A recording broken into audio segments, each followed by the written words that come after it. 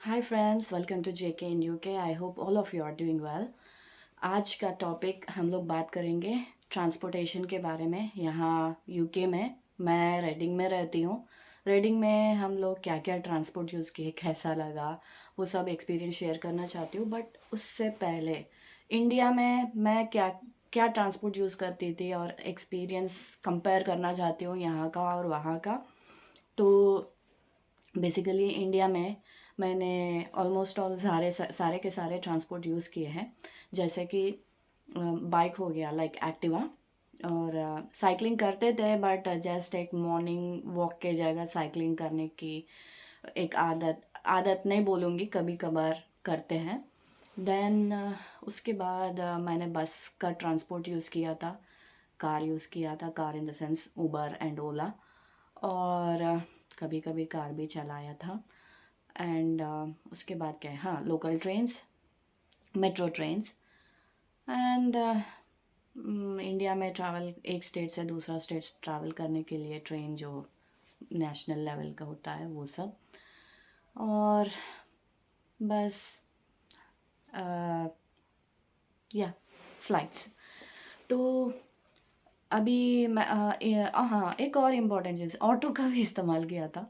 Auto में एक private auto होता है और शेयर ऑटो भी होता है, दोनों भी इस्तेमाल किया था सर। देन यहाँ आने के बाद ना मुझे ज़्यादा 11 नंबर का गाड़ी यूज़ करना पड़ रहा है, जो कि पैदल चलना ज़्यादा होता है यहाँ पे। और मैंने एक साइकिल लिया था, तो वो किड्स सीट के साथ ली हूँ, सेकेंड हैंड वाला। Second hand in the sense exactly उतना सेकेंड हैंड भी नहीं है। तो वो साइकिल मेरे को यहाँ पे बहुत काम आता है। इंडिया में जस्ट टाइम पास के लिए यूज़ करती थी, बट यहाँ पे मुझे साइकिल बहुत काम का चीज़ है, बहुत सेव कर सकते हैं यूके में साइकिल चलाते हो तो। और ये स्पेशली जो छोटे छोटे डिस्टेंसेस आपको कवर करना होता है विद इन 1 और 2 माइल्स रेडियस, या कुछ लोग 5 माइल भी चला लेते हैं और उससे ज़्यादा भी चला लेते हैं। दैट डिपेंड्स, आप अपना एनर्जी और स्ट्रेंथ कितना यूज़ करोगे उसके ऊपर डिपेंडेंट है। और मुझे लगता है इंडिया में साइकिल चलाना आसान है, बट यहाँ पे मेरे को बहुत मुश्किल लगता है। रीज़न भी मैं बताती हूँ। मैं जितने जगह इंडिया में रह चुकी हूँ, वहाँ पे सरफेसेस बहुत फ्लैट होते थे, साइकिल एकदम स्ट्रेट चलाना होता है। कहीं कहीं थोड़ा बहुत स्टीप ही दिखने को मिलता है, बट फिर भी मैनेज कर लेते हैं, उतर के थोड़ा चढ़ा के फिर देन बाइट के चला लेते हैं। बट यहाँ पे मैक्सिमम जगह यूके में, मतलब मैं रेडिंग की बात कर रही हूँ, मैं जा रह रही हूँ, तो मुझे यहाँ पे स्टीपी नज़र आता है। Roads, I mean pedestrians, footpaths जो बोलते हैं, वो थोड़ा स्टीपी आते, बीच बीच में आते ही रहते हैं। तो फ्लैट एरियाज थोड़ा कम देखने को मिलता है, ज़्यादा ऐसा है। तो उसमें ना साइकिल चलाने में ना पूरा जान निकल जाती है। तो ये एक प्रॉब्लम है साइकिल चलाने वालों के लिए। तो छोटी छोटी जगह जो होती है ना, उसके लिए आप साइकिल यहाँ पे आराम से यूज़ कर सकते हो, प्रोवाइडेड आपके रास्ते में स्टीपी प्लेसेस ना रहे तो। अगर आपके पास ताकत है तो वो भी कुछ बड़ी प्रॉब्लम नहीं है, तो उस पे चलाना बहुत डिफ़िकल्ट है। एंड इंडिया में हम लोगों को जैसा मन में है वैसा आप क्या बोलते हैं, रैपिडो कर सकते हो। या तो आपका खुद का एक्टिवा लेके चला के जा सकते हो। एंड ओला उबर तो है ही, शेयर ऑटो है, नॉर्मल ऑटो है, ओला ऑटो है, इतना सारा वेराइटी ऑफ ट्रांसपोर्ट है। एंड पब्लिक ट्रांसपोर्ट भी इंडिया में फ्रीक्वेंसी बहुत अच्छा है। जो जो जगह मैं रह के आई हूँ, तो उन जगहों में फ्रीक्वेंसी बहुत अच्छी है। अगर फ्रीक्वेंसी नहीं है तो उसका ऑल्टरनेट तो रहता है, शेयर ऑटो या प्राइवेट ऑटो, वॉट एवर जो भी है। कभी ट्रांसपोर्ट का इतना प्रॉब्लम नहीं हुआ था इंडिया में। बट यहाँ आने के बाद ये बहुत दूर तक चलना पड़ता है, करीब करीब 2 से 3 माइल, 4 माइल यहाँ पे चलना पड़ता है, वो भी बहुत ठंड में, या सडनली बारिश हो जाती है। बारिश इतना भी ज़्यादा नहीं होती है, बट सडन टेम्परेचर चेंज होता है, सडन वेदर चेंज हो जाता है यहाँ पे, कभी कुछ प्रेडिक्ट नहीं कर सकते हैं। तो चलना ज़्यादा पड़ता है या तो साइकिलिंग करना पड़ता है। बहुत सारे लोग यहाँ पे स्कूटर्स लेते हैं, जो बच्चे नहीं चलाते हैं, ऐसा एक स्टिक जैसा रॉड जैसा चीज़ को ऐसा हैंडल जैसा पकड़ते हैं और पैर से घसीटते हुए ले जाते हैं ना, वैसे ही यहाँ पे देखने को मिलता है, बट वो इलेक्ट्रिक होता है, मतलब चार्ज करना होता है 2-3 घंटा या समथिंग, उसका कुछ कैपेसिटी होता है कितना दूर चल सकते हैं। बट यूके में एक ये चीज़ है, they are prohibited to be like road पे चलाना हो या फुटपाथ पे आप नहीं चला सकते हैं। पब्लिक एरियाज़ में कहीं भी आप ये नहीं चला सकते हैं। आपका खुद का अगर कोई बैकयार्ड है उसमें चलाना अलाउड है, ये सब बैटरी ऑपरेटेड स्कूटर्स जो होते हैं। तो ये सब, बट बहुत लोग यहाँ पे ऐसे ही खरीद के अमेज़ोन से ख़रीद लेते हैं और यूज़ करते हैं, क्योंकि ये थोड़ा प्राइसिंग इसका थोड़ा बेटर है compare to electric bikes, electric cycles जो होते हैं, बैटरी ऑपरेटेड साइकिल सॉरी। तो उससे थोड़ा ये कम है। तो ये लोग यूज़ करते हैं कम्यूट करने के लिए विद इन 5 माइल्स और 10 माइल्स रेडियस में।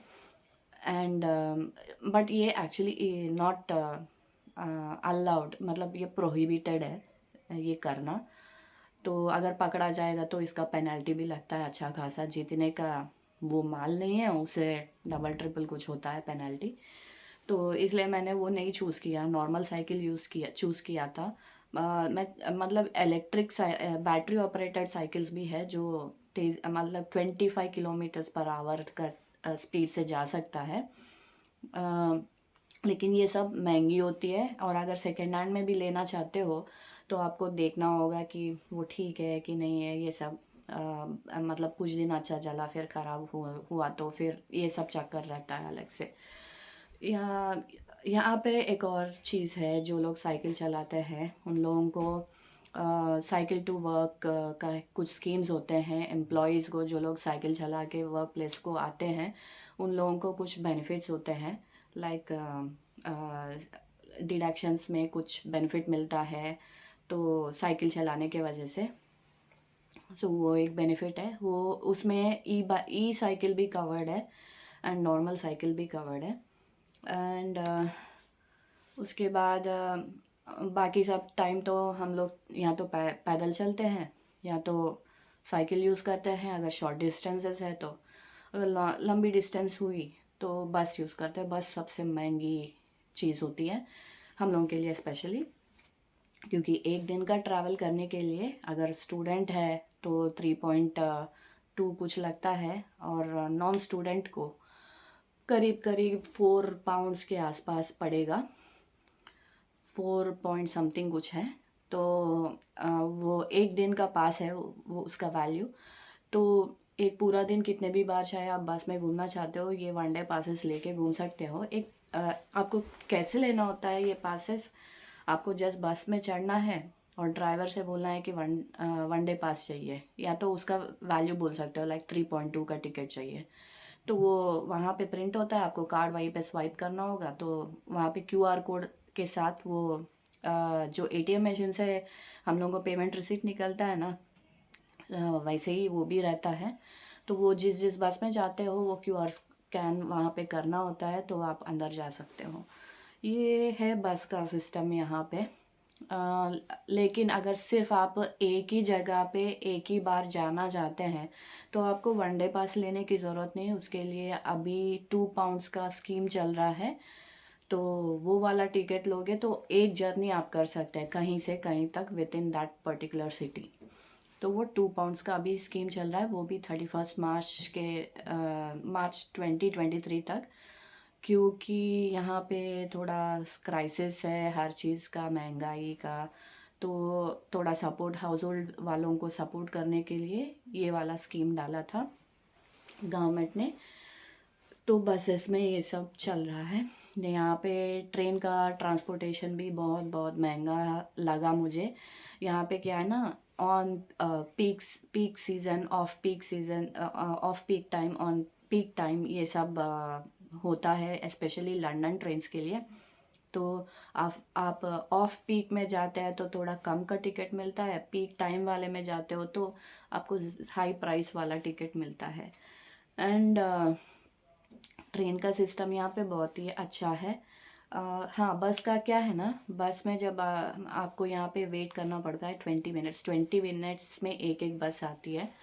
वहीं इंडिया में तो किसी किसी बस के लिए रुकते हैं, बट अगर आप मेन रोड पे है इंडिया में, तो एक डेस्टिनेशन से दूसरा जाना है तो मतलब कोई भी बस आ जाता है, तो जो रेलेवेंट होता है तो फ्रीक्वेंसी ज़्यादा रहती है मेन रूट्स के लिए।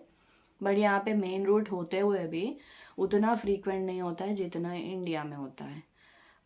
यहाँ पे ओनली 20 मिनट में एक बार डे टाइम में देखने को मिलती है, और नाइट टाइम में थोड़ा और टाइम बढ़ जाता है, मे बी 40 मिनट्स में एक, मिडनाइट में फिर 1 आवर में एक। और ये बस कुछ कुछ बसेस ना 24 आवर्स चलती है। So all through the day आपको बसेस यहाँ पे मिलती ही हैं। And only thing is that आपको मोबाइल में गूगल में देख लेना चाहिए कि अभी बस आ रही है कि नहीं आ रही है, उसके हिसाब से आप घर से निकलते हो। यहाँ पे हर कोई वैसा ही करता है, कोई भी जाके इतना ज़्यादा टाइम बस स्टॉप पे वेस्ट नहीं करता है। घर से तभी निकलता है जब वो बस स्टॉप पे पहुँचने वाली है, उसके हिसाब से कितना देर पहले निकलना है वो प्लान करता है। एंड ये हुई बस की बात। ट्रेन्स भी महंगे हैं, और यही सब है। लाइक ट्रांसपोर्टेशन थोड़ा कॉस्टली है जब तक आपके पास साइकिल या 11 नंबर की खुद की बस ना हो। तो फ़्लाइट्स यहाँ पे विद इन द कंट्री जो है ना, वो थोड़े इंडिया के कंपैरिजन में ऑलमोस्ट इक्वल लगे मुझे, क्योंकि एक शहर से दूसरे शहर जाना है तो वो उतना भी महंगा नहीं है। लाइक इंडिया में अगर आप सदर्न पार्ट ऑफ इंडिया से नॉर्दर्न पार्ट ऑफ इंडिया को जाना चाहते हो, कुछ 6,000 7,000 10,000 तक की भी टिकट होती हैं। यहाँ पे भी कुछ ऐसे ही प्राइसिंग है, या कभी कभी उससे भी कम है। सो एयर ट्रैवल यहाँ पे उतना महंगा नहीं है। एंड बाकी सब तो प्राइसी लगा मुझे। यहाँ पे सबसे बेस्ट ये है कि खुद का कार रहना चाहिए। क्यों, वो भी मैं बताना चाहूँगी। आप हर सीज़न में साइकिल नहीं चला पाओगे।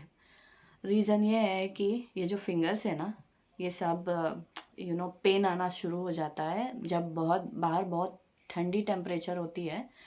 तो आप चाहे कितना भी लेयर ग्लव्स पहन लो, मैं तो 3 लेयर भी एक बार पहनी थी, चौथा लेयर तो फिट नहीं हो रहा था तो नहीं पहनी हूँ।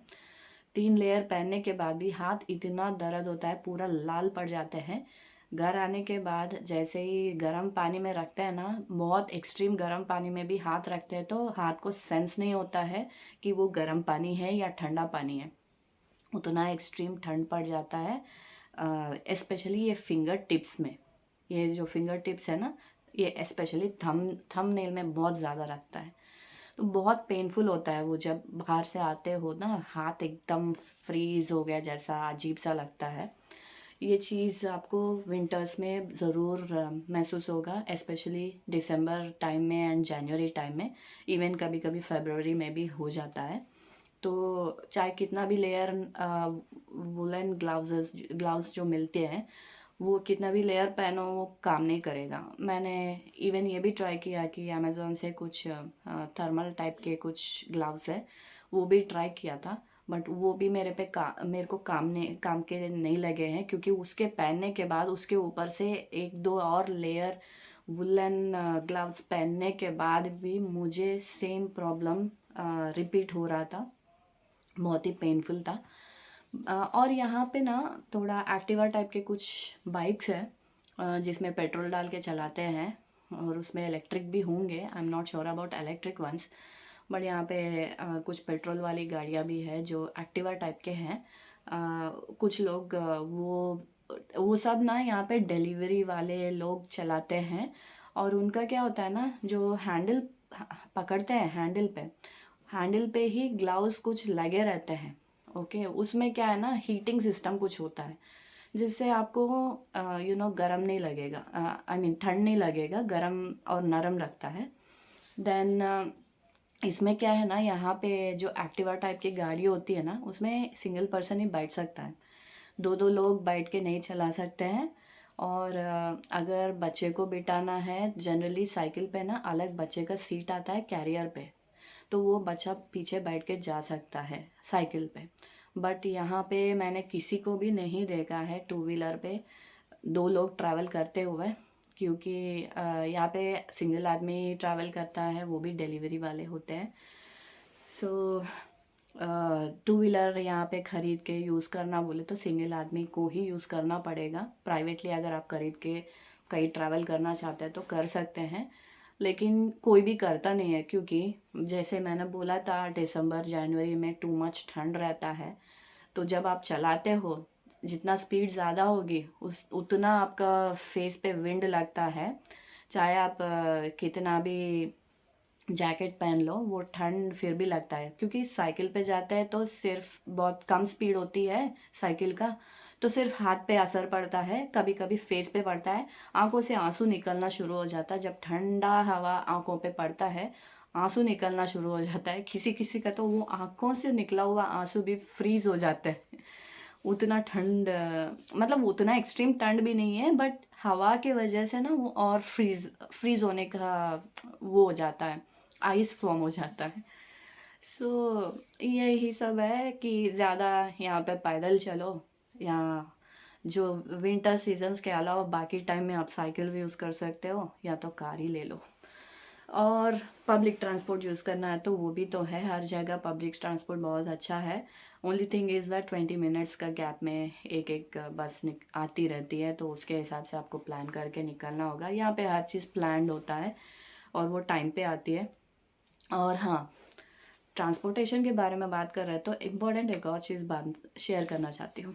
वो ये है कि ड्राइवर जब बस चलाता है, वो बस स्टॉप पे रुका रहता है, तो एक ही डोर ओपन होता है, वहाँ से सब एक एक करके अपना पास वहाँ पे स्कैन करते हैं या तो टिकट लेते हैं उससे।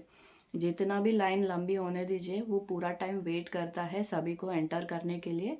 और इवन अगर आप दूर से भागते हुए आ रहे हो तो आपके लिए वो रुकेगा भी। यहाँ पे एक ये अच्छी चीज़ है जो इंडिया में पॉसिबल नहीं है। मैंने तो बहुत जगह यही देखा, लोग चढ़ते रहते हैं तो भी बस ऐसे निकाल देते हैं, फुल ओवर हो जाता है। बस फुल हो जाता है तो बाहर बस आपको प्लेट में जो एलईडी प्लेट होता है उस पे दिखता है कि बस इज़ फुल। सो आपको नहीं चढ़ना चाहिए उस वक्त।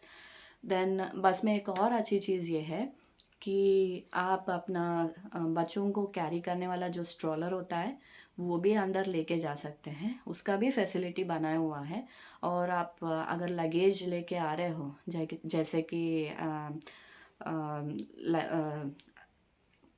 ये जो अपना वीआईपी बैग्स होते हैं, अमेरिकन टूरिस्टर बैग्स, ये जो लगेज होते हैं, ये स्ट्रॉलर वाला लगेज, ये सब भी आप आराम से बस में लेके जा सकते हो, ट्रेन में लेके जा सकते हो। यहाँ पे वो सब का प्रोविज़न दिया हुआ है बस में ही। एक बहुत बड़ा जगह में भी, अच्छा खासा जगह, जितना एक व्हील चेयर फिट हो सकता है, दो तीन क्या बोलते हैं स्ट्रॉलर्स फिट हो जा लगेज वाले स्ट्रॉलर्स फिट हो जाते हैं, या तो 2 या 3 स्ट्रॉलर्स बेबी का फिट हो जाता है। उतना जगह दिया हुआ है ऑलमोस्ट ऑल सभी बसेस में।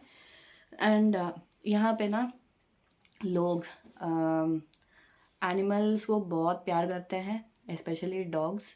तो ये डॉग्स क्या है ना, ये भी ट्रैवल करते हैं ट्रेन और बसेस में फ्री ऑफ कॉस्ट में। तो इनकी कोई टिकट नहीं लगती है, तो बस में आके बैठ जाते हैं, ट्रेन में आके बैठ जाते हैं नीचे। तो यहाँ पे क्या है ना, सभी लोग जो ओनर्स होते हैं कुत्ते डॉग्स का, तो वो डॉग्स का देखभाल सही से करना है। यहाँ पे कुछ नियम है ये सब चीज़ के लिए, तो इसीलिए ये सब डॉग्स आई थिंक ट्रेंड होते हैं। इनको अच्छा खासा ट्रेनिंग दिया जाता है। और बाहर भी पार्क में सब लेके आते हैं अपने डॉग्स को वॉक कराने के लिए, एंटरटेन करने के लिए। तो ये किसी को भी जाके काटना या बार्क करना, भौंकना, ये सब कुछ भी नहीं करते हैं। बस अपना खेल जो है, खेलने का, वॉक करने का, ये जो सब है वो एंजॉय कर लेता है डॉग। एंड ये लोग बहुत ही पेट लवर्स है। लाइक बहुत लोग यहाँ पे मेजॉरिटी अंग्रेज़ लोग डॉग्स पालते हैं, कुछ लोग कैट्स पालते हैं।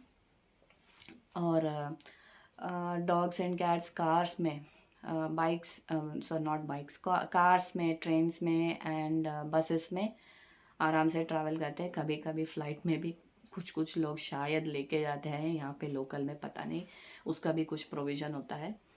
एंड ये सब है। और हाँ, एक और चीज़, जब भी आप रोड क्रॉस करते हो ना, रोड क्रॉस करने के लिए पहुंचने वाले हो एंड में, तो दूर से ये लोग कार वाले देख लेते हैं और पहले रुक जाते हैं। उसके बाद जब तक आप क्रॉस नहीं करोगे वहीं पे वो खड़ा रहता है। किसी को कोई जल्दबाजी नहीं है यहाँ पे, वो बहुत अच्छी चीज़ है। किसी को कोई जल्दी नहीं है कि लाइक उसको बहुत स्पीड चलाना है। एंड कोई क्रॉस करना चाहता है तो उसके लिए नहीं वेट करना है। ये सब इंडिया में हम लोग देखते रहते हैं, बट यहाँ पे ये है कि पहले वो लोग पेडेस्ट्रियंस को बहुत इंपॉर्टेंस देते हैं, चाहते हैं कि पेडेस्ट्रियंस पहले क्रॉस कर जाए। नॉट इवन पेडेस्ट्रियंस, साइकिलिस्ट को भी इम्पोर्टेंस देते हैं। साइकिलिस्ट को पहले जाने देते हैं और देन उसके बाद वो लोग आगे बढ़ते हैं। अगर मैं साइकिल चला रही हूँ, मेरे बगली में से कोई कार या बस को पास करना है ना, तो एटलीस्ट 1 and 2 आर्म्स लेंथ जितना डिस्टेंस मेंटेन करते हैं। मेरे बगल में से नहीं निकालते हैं गाड़ी, मेरे से ऑलमोस्ट 1-2 फीट डिस्टेंस के ऊपर डिस्टेंस से जाते हैं। बहुत दूर, बहुत डिस्टेंस मेंटेन करते हैं, उसमें एक कार ही फिट हो जाएगा, उतना डिस्टेंस मेंटेन तो कर ही लेते हैं। तो ये भी है कि वो they care about the safety of cyclist and they care about safety of pedestrians. ये सब चीज़ मुझे अच्छा लगा है। मतलब किसी को कोई जल्दबाजी नहीं है, सब लोग वेट करने के लिए रेडी है। तो ये सब चीज़ें मुझे बहुत अच्छी लगी। उम्मीद करती हूँ कि मैंने बहुत सारे चीज़ आपके साथ शेयर किया है ट्रांसपोर्टेशन रिलेटेड, यहाँ पे कैसे होता है, क्या है। अगर आपको अच्छी लगी तो प्लीज़ सब्सक्राइब करना ना भूलें, and share and comment. Thank you, bye bye.